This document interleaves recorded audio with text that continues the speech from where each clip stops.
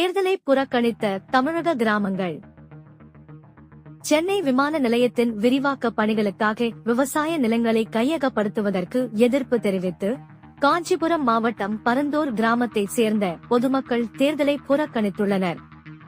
மதுரை மாவட்டம் திருமங்கலம் அருகே கோழி கழிவு மூலம் உற்பத்தி செய்யப்படும் கெமிக்கல் ஆலைக்கு எதிர்ப்பு தெரிவித்து 5 கிராம பொதுமக்கள் ஒன்று சேர்ந்து தேர்தலை புறக்கணித்துள்ளனர்.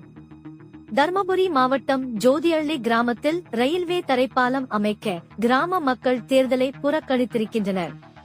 தூத்துக்குடி அருகே உள்ள பொட்டலூரணி கிராம மக்கள் அப்பகுதியில் உள்ள மீன் கழிவு ஆலைகளை மூடக்கோரி தேர்தல் புறக்கணிப்பில் ஈடுபட்டுள்ளனர்.